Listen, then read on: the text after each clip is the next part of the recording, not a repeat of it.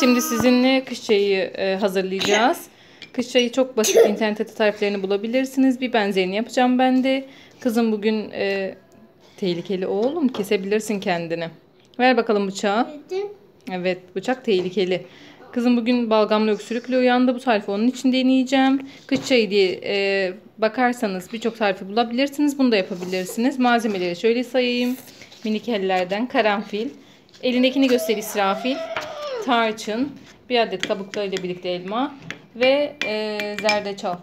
Zencefil. Hepsini cezveye koyacağım. Elmayı doğrayacağım. Üzerine de alabildiği kadar su koyacağım. Benim 2 tane küçük yardımcım var. Şu şekilde onlar bana yardım edecek. Üzerine de alabildiği kadar su koyup kaynatacağız. Bir taşım kadar. Daha sonra ılıyınca biberonu katıp vereceğim.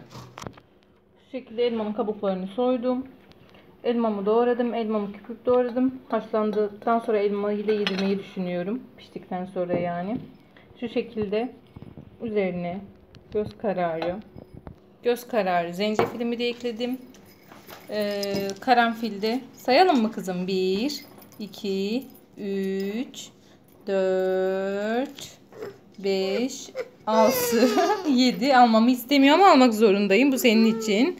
Bak anne ne yapacak? İçine atıyorum. 7 tane. Daha fazla koymuyorum acı olmasın diye. Üzerine su ekliyorum ve tüpe yolluyorum. Üzerine suyumuzu ekledik. Tüpe doğru yol alıyor.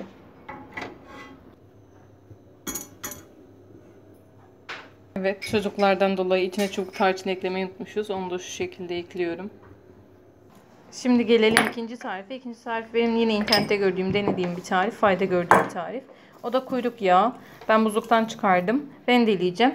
Ve cezveye koyup eriteceğim.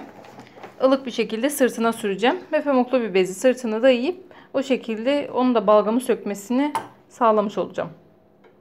Şu şekilde ben az rendeledim. Yani ılıklık sürülmesi gerekli olduğu için hani çok eritip tekrar ısıtmaktansa bir kere de eritip bir kere de sürmeyi göğse ve sırta olacak şekilde.